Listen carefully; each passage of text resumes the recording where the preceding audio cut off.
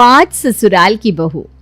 जैसा कि आजकल लगभग हर लड़की की चाहत होती है कि शादी के बाद ससुराल में उन्हें सास ससुर ननद के साथ रहना ना पड़े, बस पति पत्नी अकेले रहे। ससुर को तो एक बार को नई बहू बर्दाश्त भी कर ले, लेकिन सास का होना किसी भी बहू को पसंद नहीं आता। लेकिन आज की कहानी एक ऐसी लड़की की है जिसे हमेशा से जॉइंट फैमिली का शौक रहा। उसने तो हमेशा यही चाहा कि वो ऐसे घर में शादी करके जाए जहां पर ससुर जेठ जेठानी चाहे ना भी हो, लेकिन एक सास जरूर हो। भरे पूरे परिवार में शादी करने के अपने इस सपने के चलते शीतल कई अच्छे अच्छे रिश्तों को सिर्फ इसलिए ठुकरा देती है क्योंकि वहां पर घर में सास यानी कि लड़के की माँ नहीं थी। देख बेटा, एक से बढ़कर एक रिश्ते आए तेरे लिए, लेकिन तू हर रिश्ते को सिर्फ इसलिए ठुकरा देती है कि परिवार में लड़के की माँ का होना जरूरी है। अरे बेटा, जन्म मरण अपने हाथ में थोड़ी ना होता है, और सास को देखकर शादी कौन करता है। अरे लड़का होनहार है, पढ़ा लिखा है, अच्छा कमा रहा है, फिर और क्या चाहिए। तू लड़के के गुण देखकर शादी करेगी या लड़के की माँ को देखकर? देखो मम्मी, मैं पहले भी कई बार कह चुकी हूँ, मैं शादी वहीं करूंगी जहाँ परिवार में सास भी हो। अरे लड़के के लिए 16 सोमवार करने वाली आपने बहुत लड़कियां देखी होगी, लेकिन मैंने तो 16 सोमवार का व्रत अपनी सास के लिए किया है। मैं नहीं चाहती कि मैं ससुराल में अनाथों की तरह रहूं। जैसे इस घर में तुम मेरी माँ हो, वैसे ही ससुराल में वो मेरी माँ होंगी। हम माँ बेटी मिलकर एक दूसरे से अपने दिल की बातें करेंगे, अपना गम खुशी एक दूसरे के साथ साझा करेंगे। अरे अकेले अकेले जीना भी कोई जीना होता है क्या? बेटा बात तेरी ठीक है, लेकिन मान ले तू शादी करके जाए और भगवान ना करे उसके बाद लड़के की माँ ना रहे तो? अरे बड़े बुजुर्ग कोई सारा जीवन तो बैठे नहीं रहते, एक ना एक दिन तो उन्हें जाना ही होता है। इसीलिए सास वाली बात पर अटक कर अच्छे रिश्तों के लिए मना मत कर, बल्कि मेरी बात मान और लड़के के गुणों को देख कर रिश्ता जोड़ ले। देखो मम्मी, दुनिया में बहुत तरह के लोग रहते हैं, सबकी अपनी अपनी सोच होती है। अब आप मुझ पर अपनी सोच मत थोपिए। मैं अपना फैसला आपको बता चुकी हूँ। अब अगर कोई अच्छे परिवार वाला लड़का मिलेगा तो ही मैं शादी करूंगी, वरना नहीं करूंगी। बेटी की जिद को देखते हुए शीतल की माँ गौरव नाम के एक लड़के का रिश्ता उसके लिए लेकर आती है। देख बेटा, वैसे तो लड़का अच्छा है, कमाता भी ठीक ठाक है, पर एक समस्या है जो मुझे समझ में आ रही है। वो ये कि लड़के की बुआ तलाकशुदा है, जो तलाक के बाद से अपने मायके में ही रहती आ रही है। अब उसका ना पति है ना बच्चे, तो गौरव को ही वो अपना बेटा समझती है। तो ये समझ ले, ससुराल में तुझे एक नहीं 2-2 सासों का सामना करना पड़ेगा। अरे इससे अच्छी बात और क्या हो सकती है मम्मी कि मैंने भगवान से ससुराल में एक माँ मांगी और मुझे 2-2 माँ मिल गई। आप फिक्र मत करो, इस रिश्ते के लिए जल्दी से हाँ बोल दो, मैं मैनेज कर लूंगी, मुझे कोई दिक्कत नहीं आएगी। अरे बेटा, तू अभी समझ नहीं रही है, सास में और माँ में बड़ा अंतर होता है, और जहाँ पर 2-2 हो फिर तो भगवान ही भला करे उस घर का। मम्मी छोड़ो ना ये सारी बात में, मुझे ये लड़का पसंद है, मैं उससे ही शादी करूंगी। बेटी की जिद के आगे शीतल की माँ की एक नहीं चलती और कुछ ही दिनों में शादी करके शीतल अपने ससुराल पहुंच जाती है। ससुराल पहुंचने के बाद उसे समझ में आता है कि यहाँ 2 नहीं, यहाँ तो आधा दर्जन सास उसके इंतजार में पल के बिछाए बैठी थी। देखो बेटा, तुम इस घर की बहू नहीं हो, गुरूर हो हमारा। देखो, हमारा परिवार शुरू से ही एक जॉइंट फैमिली रहा है। मुझे तो हमेशा से बड़ा शौक था कि मुझे बेटा पैदा हो, फिर मैं उसके लिए एक सुंदर सी दुल्हनिया लेकर आऊं। लेकिन ऊपर वाले की मर्जी के आगे किसी का जोर चलता है क्या? एक के बाद एक मुझे 2 बेटियां हुई, लेकिन एक भी बेटे का मुंह मुझे भगवान ने नहीं दिखाया। उसके बाद शर्मिला शादी करके घर में आई। शर्मिला यानी कि तुम्हारी सास। शर्मिला को एक ही बच्चा हुआ और वो तुम्हारा पति गौरव। शर्मिला की तरह एकता को भी शादी के बाद 2 बिटियां हुई, लेकिन बेटा नहीं हुआ। इस तरह से संयुक्त परिवार होने के बाद भी ना हमारे घर में एक ही बेटा रहा। तो कहने का मतलब यह है बेटा कि हमारे बड़े से परिवार की तुम इकलौती बहू हो। तो ऐसा मत समझना कि तुम सिर्फ शर्मिला की बहू हो। शर्मिला से पहले तुम्हारे ऊपर मेरा अधिकार है। कुछ समझे कि नहीं? अरे दीदी, बड़ी आसानी से आपने बहू को अपनी बहू बता दिया। बताना ही है तो बुरी बात बताओ। शीतल सिर्फ आपकी नहीं, मेरी भी इकलौती बहू है। वाह भाभी वाह, अपनी तीनों देवरानी जेठानियों की कहानी घर घर की आपने उसे पूरी सुना दी, लेकिन ये नहीं बताया कि आप तीनों के अलावा एक सास और भी रहती है घर में। आप दोनों की तो बिटिया भी है, लेकिन मेरे लिए तो गौरव ही मेरा सब कुछ है। देख बहू, ये चारों की चारों चाहे लाख कहती रहे ये तेरी सास है, लेकिन सच तो ये है कि मैं इनकी भी सास हूँ। इसका मतलब इस घर में सबसे बड़ी सास मैं ही हूँ, तो मेरा हुक्म तो चलेगा ही, समझी कि नहीं? एक सास की 5 बहुएं होती हैं, ये तो मैंने बहुत बार देखा था, लेकिन एक बहू की 5-5 सास, ये पहली बार देख रही हूँ। भगवान, मैंने तो आपसे बस इतना ही मांगा था कि ससुराल में मुझे एक सास दे देना। मुझे क्या पता था कि आप मुझे छप्पर फाड़ के सास दोगे। हाँ, आपने तो मेरे नसीब में ऐसा ससुराल लिख दिया जिसमें 1 नहीं 2 नहीं पूरी 5 सास है, और 5 ही अपनी अपनी दावेदारी जता रही हैं। हे भगवान, समझ में नहीं आ रहा किसकी बात सुनूं और किसकी नहीं। देख शीतल बहू, घर में सबसे बड़ी मैं हूँ, इसलिए तुझ पर पहला अधिकार मेरा है, और इसीलिए तेरी गृह प्रवेश की रस्म भी मैं ही करवाऊंगी। ये तो आप गलत बात कर रही हैं। आप सबसे बड़ी है तो इसका मतलब ये थोड़ी ना है कि हर रस्म में पहला अधिकार आपका हो जाएगा। देखो, बहू की गृह प्रवेश की रस्म तो मैं ही करवाऊंगी। देखो भाभी, आप तो 2 बेटियों की माँ हो, आपको फिर भी मौका मिलेगा सास बनने का, लेकिन मेरे बारे में सोचो, मेरे तो और कोई बच्चे भी नहीं है। इस नाते बहू की गृह प्रवेश की रस्म करने का अधिकार मुझे मिलना चाहिए। आप ही बताओ, क्या मैंने कभी भी गौरव को अपना बेटा मानने में कोई कसर छोड़ी है क्या? देखो दीदी, आप लोग बुरा मत मानना, लेकिन आप लोग चाहे जो भी कहे, गौरव मेरा इकलौता बेटा है। मैं इस बात से इनकार नहीं कर रही कि आप लोगों ने भी उसे बहुत लाड़ प्यार से बड़ा किया है, लेकिन जन्म तो आखिर मैंने उसे दिया है ना। इस नाते गृह प्रवेश करने का अधिकार तो मेरा ही होना चाहिए। अगर अपनी इकलौती बेटी की बहू को गृह प्रवेश का अधिकार मैं आप लोगों को दे दूंगी, तो ये मौका मेरे जीवन में फिर कभी लौट कर नहीं आने वाला। जब तक मैं जिंदा हूँ तब तक इस घर में सास होने के सारे अधिकार मेरे रहेंगे, और बहू के गृह प्रवेश की रस्म भी मैं ही कराऊंगी।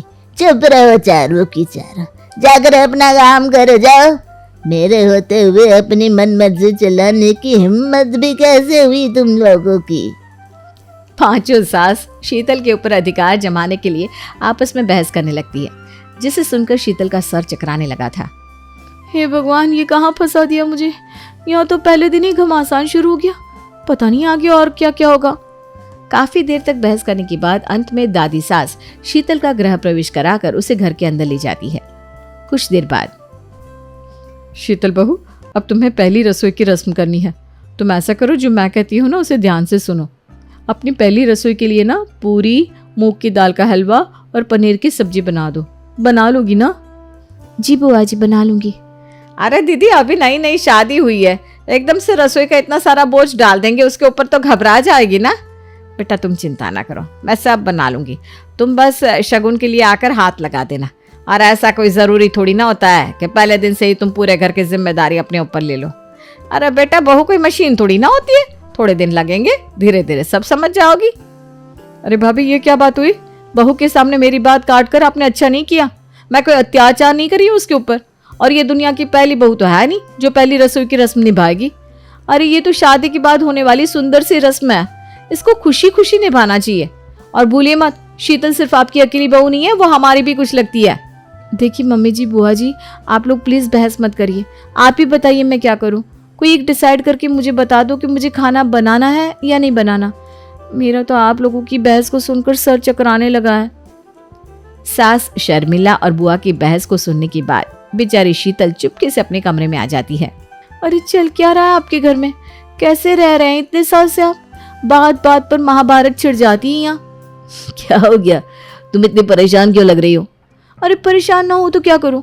आपकी मम्मी, ताई, चाची, बुआ, दादी, सबके बीच में ये जो कौन बनेगा मेरी सास का कंपटीशन चल रहा है ना, उससे मेरा तो दिमाग खराब हो गया है। शीतल अभी अपने पति गौरव से बात कर ही रही थी कि इतने में बुआ जी अपनी माँ और भाभी शर्मिला को लेकर शीतल के कमरे में पहुंच जाती है। तुम ही बताओ, है मैंने क्या बुरा कहा? अरे बहू को पहली रसोई के लिए खाना बनाने के लिए रसोई में भेजा था। इतने में शर्मिला भाभी आ गई और कहने लगी, पहले दिन बहू के ऊपर काम का बोझ मत डालो, बहू खाना नहीं बनाएगी, बस खाने में हाथ भर लगाएगी। अब तुम्हें बताओ, मैंने कुछ गलत कहा था क्या? अरे दोनों शांत रहो। पहले ये बताओ, मुझसे पूछे बिना पहली रसोई की रस्म करने की तुम दोनों की हिम्मत भी कैसे हुई? अभी मैं जिंदा हूँ, जो मैं बताऊंगी वही होगा इस घर में। छोटी दुल्हन तो चल, जो मैं कहूंगी रसोई में वही बनेगा। गोली मार इन दोनों को।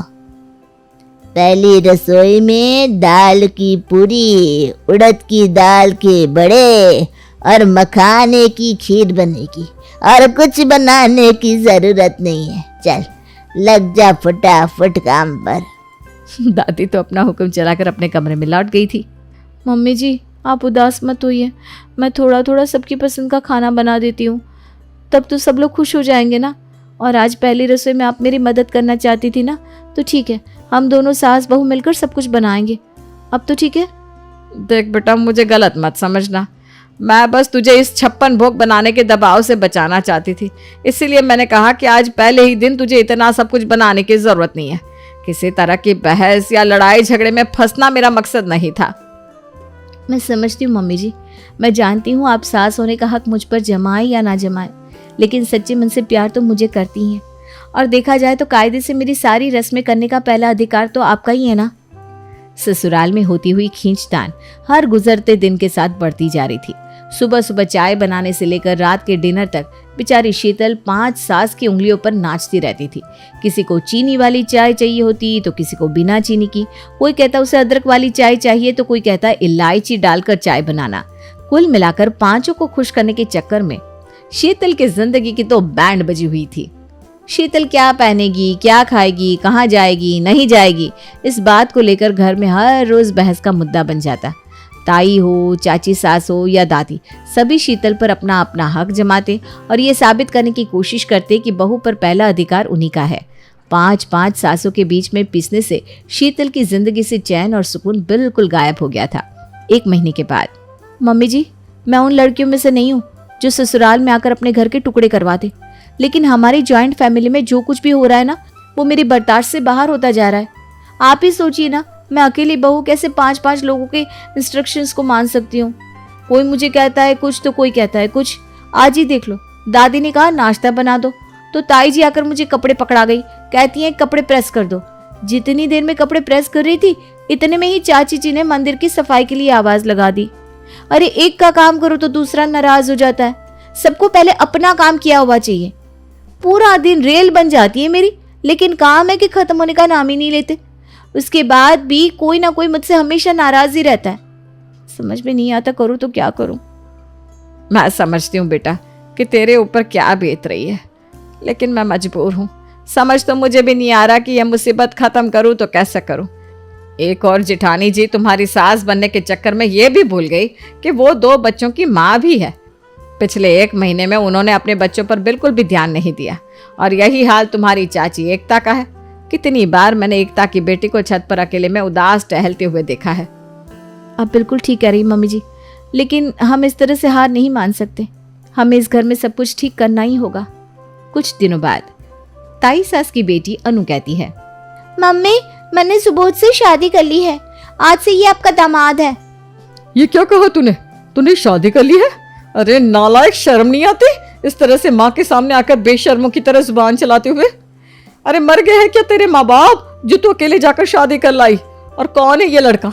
आज से पहले तो मैंने कभी सुबोध का नाम तेरे मुंह से नहीं सुना।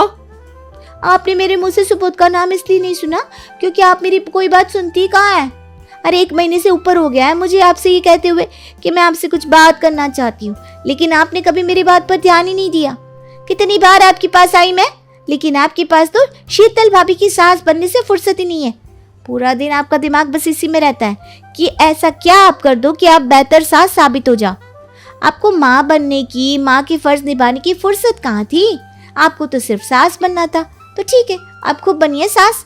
मैंने अपनी जिंदगी का फैसला खुद कर लिया है। मम्मी स्कूल से नोटिस आया है, आपको मेरी टीचर ने स्कूल बुलाया है। क्यों? ऐसा क्या किया तूने? सच सच बता। मम्मी मैं सारे सब्जेक्ट में D ग्रेड लाई हूँ, इसलिए टीचर आपसे मिलना चाहती हैं। नाक कटा कर रखती है हमारी। नालायक, ऐसे कैसे D ग्रेड आ गया? अब क्या जवाब दूंगी तेरी टीचर को? वही कह देना जो सच है। कहना आपको बेटी नहीं बेटा चाहिए था, इसलिए आप अपनी बेटी पर जरा भी ध्यान नहीं देती, बल्कि आपका ध्यान बस ताई जी के बेटे की माँ बनने पर रहता है। टीना, ये क्या तरीका है बात करने का? क्यों मम्मी, सच बर्दाश्त नहीं हुआ? आपको एहसास भी है मेरे ऊपर क्या बीत रही है? मुझे ट्यूशन की ज़रूरत है कब से, और मैं आपके पीछे पड़ी हूँ, लेकिन आपको होश ही नहीं है। मेरी किसी बात को आप सीरियसली नहीं लेती।